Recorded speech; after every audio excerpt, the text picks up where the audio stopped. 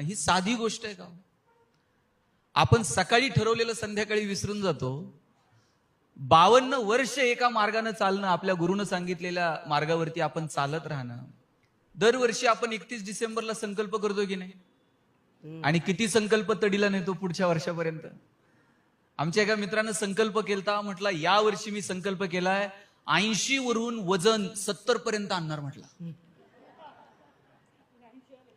आणि पुढच्या वर्षी म्हटलं काय रे आता काय? म्हटलं आता नवीन संकल्प. आता काय? म्हटलं 85 वरून 80 वर आणायचं. अरे बापरे. म्हणजे आपले संकल्प आपण किती तडीच नेतो आणि काय त्या संकल्पांचा विचार करतो. यासाठी आशीर्वाद लागतात, यासाठी त्याग लागतो, यासाठी मनाचं खंबीर असणं गरजेचं आहे. आणि मला वाटतं हे ज्यांना साधलं त्यांच्या आशीर्वादामध्ये आपल्याला भेटण्याची, बोलण्याची, त्यांचं मार्गदर्शन ऐकण्याची संधी मिळणं, आपण किती नशीबवान माणसं आहोत. खरं तर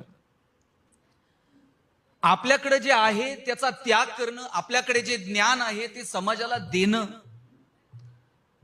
म्हणजे मगाशी कुणीतरी एक कविता सांगितली, या जगण्यावर शतदा प्रेम करावे. मला एक विंदा करंदीकरांची कविता आठवली की आपलं आपल्या जगण्यावरती प्रेम असावं, पण तीच माणसं प्रेम करू शकतात आपल्या स्वतःवरती की ज्यांच्यामध्ये देण्याची दानत आहे.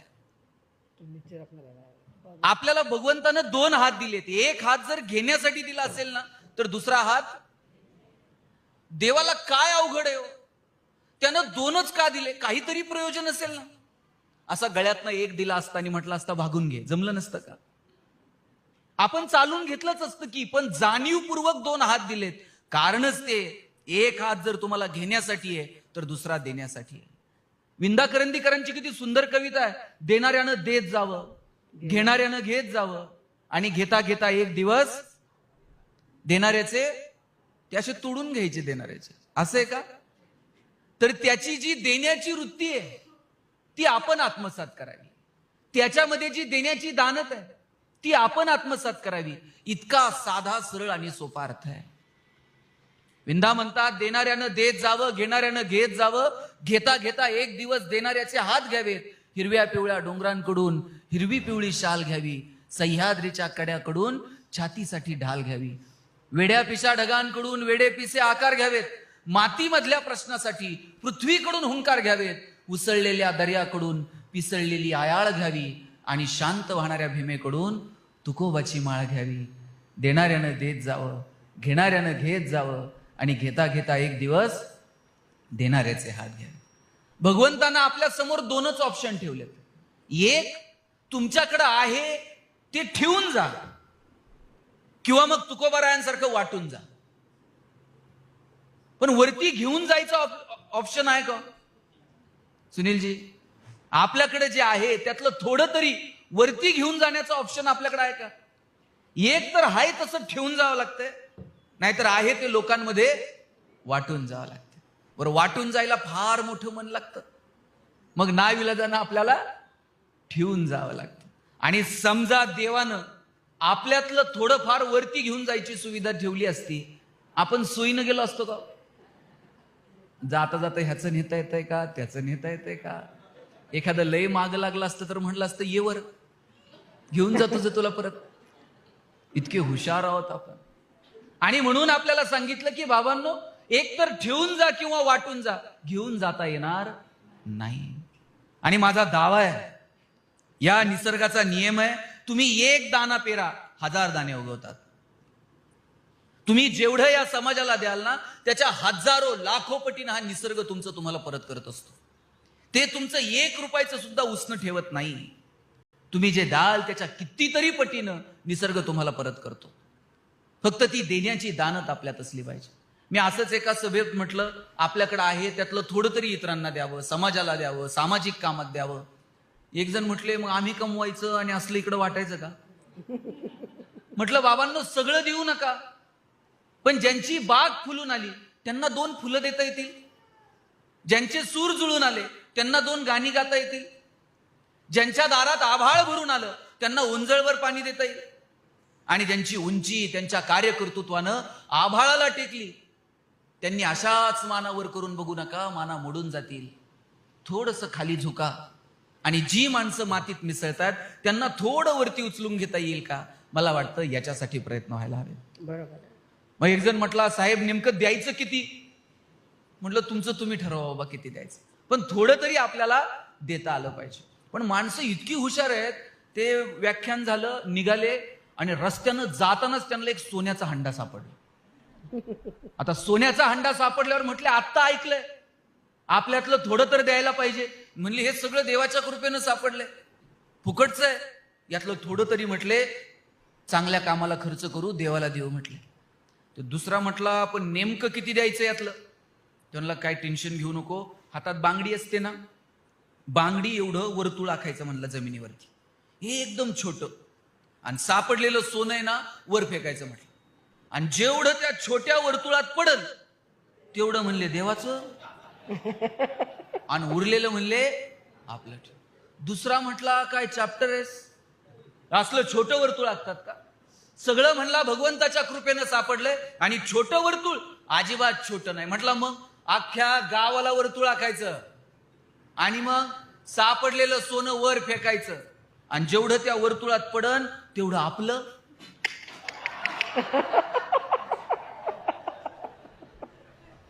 आणि वर्तुळाच्या बाहेर पडन तेवढं देवाच. काय हुशार आहे हो माणूस. मग तिसरा म्हटला काय स्वार्थी आहात तुम्ही, छोटं नाही मोठं नाही, वर्तुळच आखायचं नाही. म्हटलं मग तुमच्यासारखे स्वार्थी माणसं मी बघितले नाहीत, अजिबात वर्तुळ आखायचं नाही, सोनं वर फेकायचं. देव कुठं असतो, आणि मग जेवढं वर राहील तेवढं देवाचं.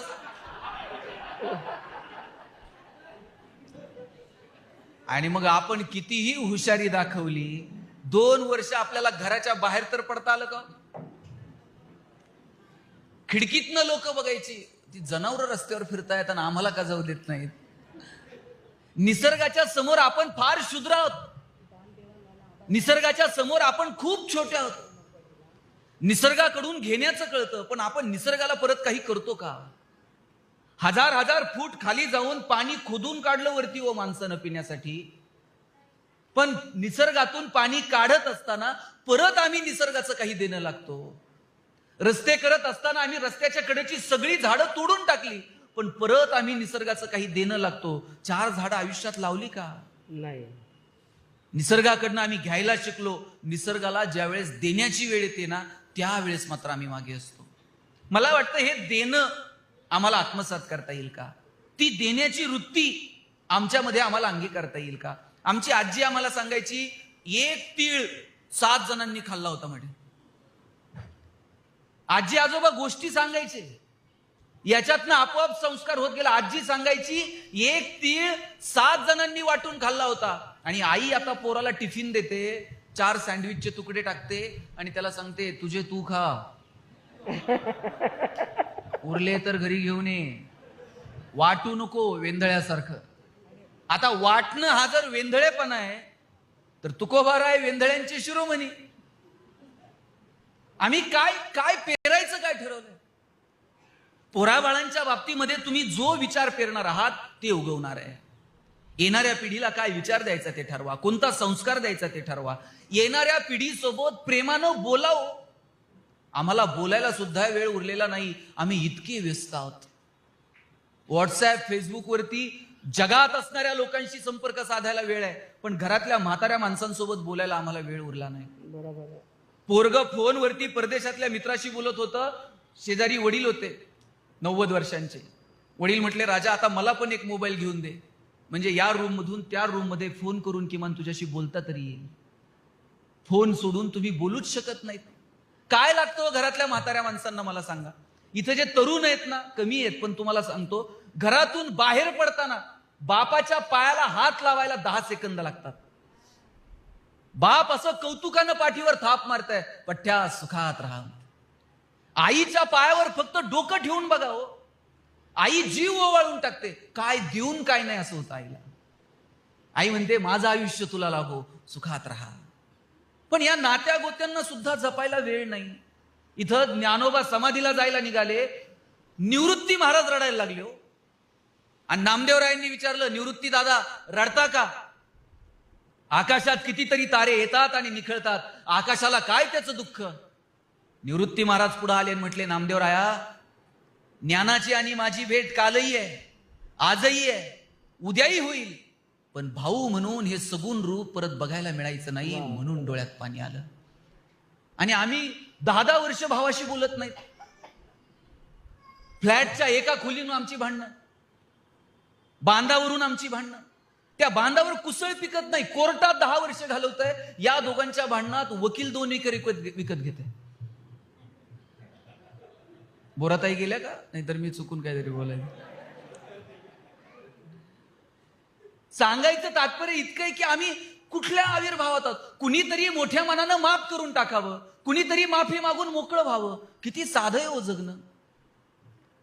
लोक म्हणतात की 10 वर्ष झाले बहिणीच्या दारात गेलो नाही. अरे ती गेल्यावर तू जाशील साडी चोळी घेऊन. तिला नाही कळत भाऊ आलाय आणि त्याच्या डोळ्यात पाणी. आज नाती आहेत तोपर्यंत जपा, तोपर्यंत 2 शब्द त्यांच्याशी बोला. सहवास, स्पर्श. बाप गेल्यानंतर स्पर्श नाही, नंतर सहवास नाही. किती वर्ष झालेत आपण आपल्या आईच्या हाताला हात लावलेला नाहीये. किती वर्ष झालेत आपण आपल्या वडिलांना स्पर्श केलेला नाही, आठवत सुद्धा नाही. मला सगळ्या सांगा, माहेर कुठपर्यंत? जोपर्यंत माहेरात आई आहे तोपर्यंत. नंतर भावानं मोठी हवेली बांधू द्या, मुक्काम करावा असं वाटतो का? जोपर्यंत माहेरात आई आहे तोपर्यंत माहेर. बरं तुमचं सासर लई श्रीमंत आहे, माहेरवरून सासरी येताना तुमच्या आईनं तुमची पिशवी कधी रिकामी पाठवली का? तिला इकडं सगळं आहे हो तुमच्या नवऱ्याकडं, पण आईला वाटतंय काय देऊन काय नाही. कांदे, वांगे, भाजी पाला, काय काय देऊन काय त्या पोरीला देऊ असं तिला होतंय. पुरीची पिशवी आई कधी रिकामी पाठवत नाही. एवढं निरपेक्ष प्रेम कोण करतो तुमच्यावर? माणसाचं बालपण कधी संपतं माहितीये? कुणी म्हणेल शाळेत गेल्यावर संपतं, कुणी म्हणेल कॉलेजला गेल्यानंतर संपतं, कुणी म्हणेल लग्न झाल्यावर बालपण संपतं. मी म्हणतो तुम्ही म्हातारे झालात ना तरी तुमचं बालपण संपत नाही. बालपण तेव्हा संपतं जेव्हा आई जाते. आई गेली का समजावं आपलं बालपण संपलं, आता आपण मोठे झालो. हट्ट करायला माणूस उरलं नाही, रुसायला माणूस. पुरी रुसतात कोणावर? आईवरच रुसायचं, तिच्याशीच फुगायचं, तिच्याशीच आबोला धरायचा, परत तिलाच लाडीगुडी लावायची. हे सगळं करणं संपतं जेव्हा आई निघून जाते. म्हणून ज्यांच्या ज्यांच्या नशिबात घरात आई बाप जिवंत आहेत त्यांना जपा. घरातली म्हातारी माणसं ट्यूबलाईट इतका प्रकाश देत नाहीत, पण त्यांचं देवघरात निरंजनासारखं तेवत राहणं महत्वाचं असतं. ते विझून गेलं ना मग त्या लोकांची किंमत कळायला लागते. म्हणून बोला, गैरसमज करून घेऊ नका. छोट्या छोट्या गैरसमजासाठी आपण 2 शेजारी एकमेकांची 2-2 वर्ष बोलत नाहीत, भाऊ एकमेकांशी बोलत नाहीत. हलके व्हा. लक्षात घ्या, पराक्रम आहे ना रणांगणात गाजवायचा असतो. नात्या गोत्यांमध्ये पराक्रम नाही, नात्या गोत्यांमध्ये प्रेम अपेक्षित असतं. भगवान श्रीकृष्ण करंगळीवरती पर्वत उचलतो, पण बासरी मात्र 2 हातांनी घट्ट पकडतो. जो करंगळीवरती पर्वत उचलू शकतो तो बासरीला कशाला 2 हात लावतो? त्याला ठाऊक आहे प्रेमात संवेदना जागे असाव्या लागतात, प्रेमात हळुवारपणा असावा लागतो, प्रेमात पराक्रम असून चालत नाही, नात्यांमध्ये पराक्रम असून चालत नाही. मला वाटतं हे जपलं पाहिजे. नात्यांमधला ओलावा जपला पाहिजे. बोला. भगवंतानं बोलणं, हसणं, रडणं, व्यक्त होणं या सगळ्या कला आपल्यालाच दिल्या. तो प्राण्यांना हसता येते का? त्यांना दुःख तर व्यक्त करता येते का?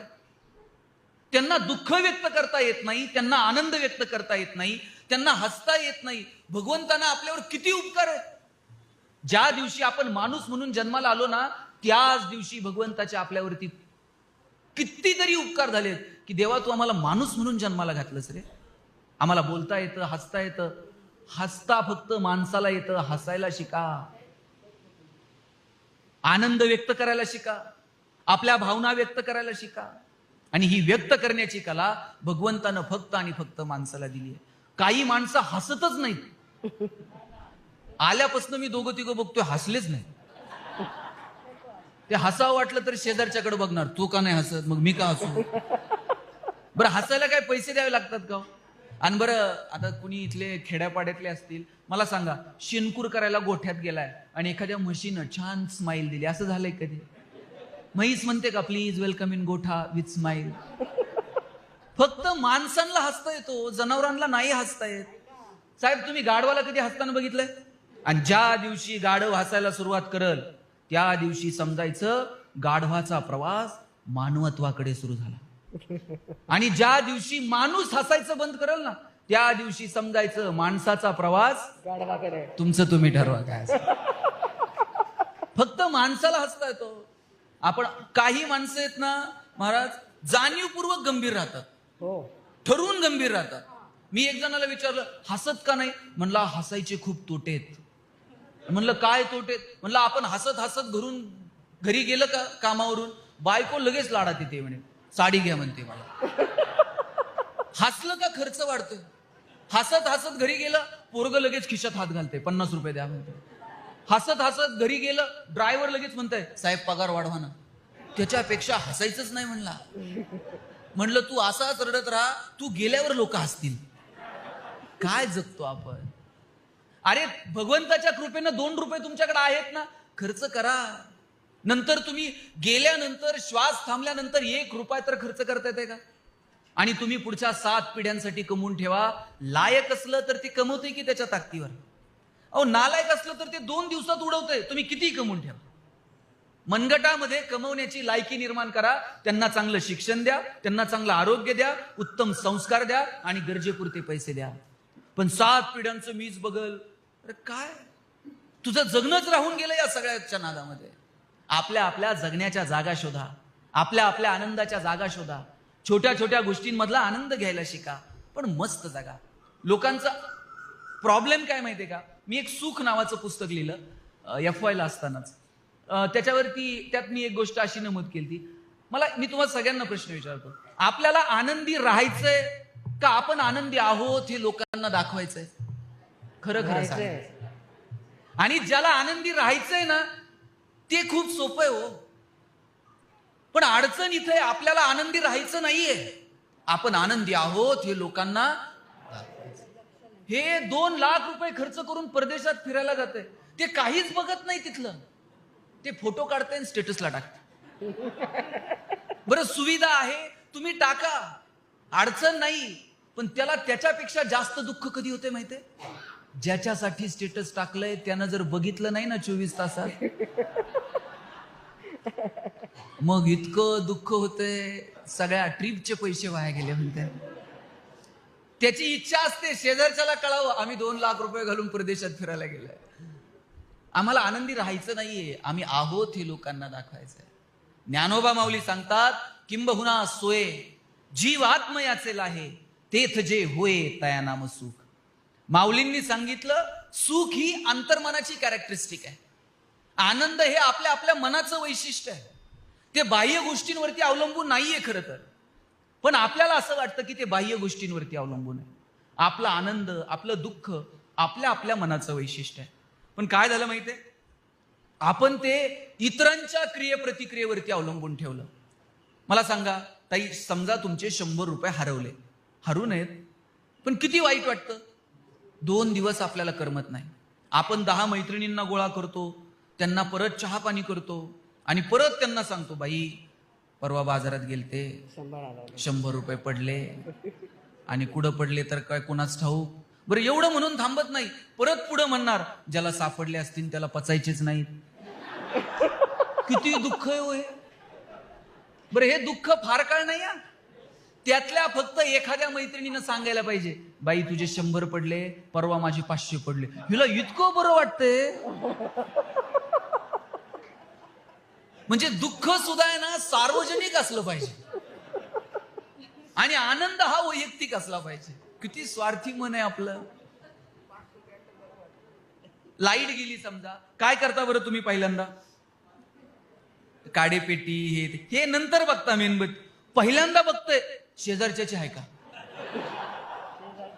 आणि शेजारच्याची असल्यावर किती टेन्शन येते. शेजारच्याची असल्यावर ती नवऱ्याच्या मागच लागणार आणि आपलीच कशी गेली आणि त्यांची कस काय. आणि शेजारच्याची नसल्यावर किती बरं वाटतंय. असं वाटतंय सगळ्या गावाचीच गेली, 2 दिवस नाही आली तरी जमतंय. दुःख हे सार्वजनिक असलं पाहिजे. माणूस खूप स्वार्थी मनाचा आहे. ह्या मार्गावरती चालणं हे मी बोलणं आणि तुम्ही ऐकणं याच्या फार पलीकडचं आहे.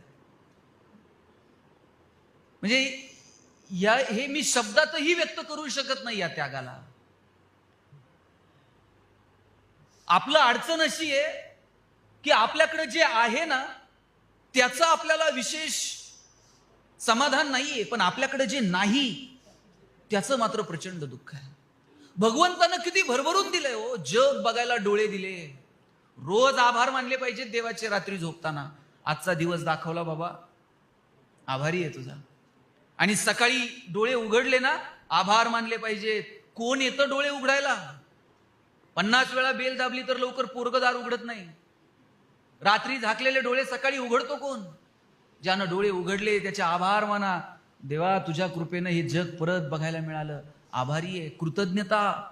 आपण कृतज्ञताच व्यक्त करत नाहीत. आपण कृतज्ञ असलं पाहिजे. तुमच्यामुळे आम्ही जमिनीवर आहोत, तुम्ही दाखवलेल्या मार्गामुळे तर आम्ही किमान सरळ रेषेत आहोत. आपण रोज कृतज्ञता व्यक्त केली पाहिजे, आभार मानले पाहिजे. ही कृतज्ञता आपल्यात असली पाहिजे. जे नाही त्याचं ते मिळवण्यासाठी प्रामाणिक प्रयत्न करा, पण उगाच नाही त्यात मन अडकून ठेवून आहे त्याच्याकडे दुर्लक्ष करू नका. मी एक साधं उदाहरण सांगतो. एक भिकारी होता, भीक मागायचा, 2 रुपये मिळायचे, त्यातून त्याचा संसार चालायचा. एक दिवशी त्यालाही बुद्धी झाली, आपणही लग्न केलं पाहिजे. त्याला त्याच्याच प्रोफेशन मधली मुलगी भेटली. हा ह्या मंदिरासमोर असायचा, ती त्या मंदिरासमोर असायची. दोघांनी मिळून लग्न केलं. आणि या भिकाऱ्याला एक दिवशी एका सावकारानं सोन्याची मोहर आनंदाच्या भरात त्याच्या ताटात टाकली होती. आणि त्याच दिवशी त्याला वाटलं सोन्याची मोहर आहे आपल्याकडं, पण ही लगेच खर्च करायला नको. लांब गावाच्या बाहेर एक वाडा होता पडलेला, आणि त्या पडलेल्या वाड्यात त्यांनी ती मोहर लपून ठेवली. लग्न झालं. लग्न झाल्यानंतर मुलं बाळ संसार सुरू झाला. आणि अशा एका परिस्थितीमध्ये परिस्थिती इतकी ढासळली, घरात अन्न खायला नाही. आणि मग बायको म्हटली काही कर, पण कुठून तरी 2 रुपये आण बाबा, परिस्थिती फार. मग ह्याला आठवलं आपल्याकडे एक सोन्याची मोहर आहे आणि ती मी तिकडं पुरून ठेवली. बायकोला म्हटला तू काय मला भिकारी समजलीस काय? माझ्याकडे एक सोन्याची मोहर आहे. आणि पुढे लग्नाच्या आधीच सापडली होती, पडक्या वाड्यात लांब गावाच्या बाहेर तिकडं पुरून ठेवली. बायको म्हणली जा घेऊन ये. हे पाय पाय पाय पाय निघाला. पायात चप्पल नाही, उन्हातानाचा निघालेला आहे, पाय पोळतायत, घामाघूम झालेला आहे. आणि पुढून राजा येत होता रथात बसून. राजानं त्याला विचारलं कुठं चालला? म्हणला महाराज तिकडं लांब गावाच्या बाहेर पडका वाडा आहे, तिथं मी एक सोन्याची मोहर पुरून ठेवली होती, ती घेऊन यायला निघाला. राजाला दया आली, पायात चप्पल नाही, पाय पोळतायत, हे जाऊच तोर पण राहील का नाही असं इतकं ऊन आहे. म्हटला एवढ्या लांब जायची तू गरज नाही एका मोहरसाठी, गाडीत त्या रथात बस. रथात बसवलं, राजाच्या दरबारात घेऊन गेला आणि प्रधानाला म्हटला याला 10 मोहरा देऊन टाका. आता हे एक मोहर घ्यायला चाललं होतं, राजाने याला 10 मोहरा देऊन टाकल्या आणि म्हटला जा आता घरी. हे दरबाराच्या बाहेर जायला निघाला. राजा म्हटला आता खुश आहे ना? तो म्हटला हा खुश आहे. आणि आता काय करणार? काही नाही म्हटलं, बाहेर जाणार, चप्पल विकत घेणार, पडक्या वाड्यात जाणार, ती पुरलेली मोहर घेऊन येणार. राजा म्हणला तुला अक्कल आहे का? अरे तुला जायचा यायचा त्रास होऊ नये, उन्हात मरशील म्हणून तुला 10 मोहरा दिल्या, तुझं मन तिथं एका मोहरात अडकलंय. प्रधानाला म्हटला याला आहे ना 100 मोहरा देऊन टाका. 100 मोहरा घेतल्या आणि जायला निघालं. राजा म्हटला खुश आहे का? म्हटलं एकदम खुश आहे. आणि आता काय करणार? बाहेर जाणार, चप्पल घेणार, स्पेशल रथ करणार, पडक्या वाड्यात जाणार. मन तिथंच अडकतंय हो. काय माणसाचं मन आहे. राजा म्हटला 100 नाही, याला अर्ध राज्यच बक्षीस देऊन टाका. अर्ध राज्य बक्षीस म्हटल्यानंतर प्रधान आला नकाशा घेऊन. म्हटला राजाने सांगितलंय अर्ध राज्य बक्षीस द्यायचं. हा इकडची एक बाजू आहे, इकडची एक बाजू आहे, तुला कोणती बाजू पाहिजे? म्हणला कोणती द्या, पण पडका वाडा कुठे बघा म्हणले. अहो भगवंतानं एवढं भरभरून दिलंय, पण आपलं लक्ष कुठे? पडक्या वाड्यात. आपल्याकडे जे नाही त्याच्यात आपलं लक्ष आहे. किती दिलंय हो भगवंतानं. हात दिले, पाय दिले, बोलता येतंय, चालता येतंय, व्यक्त होता येतंय.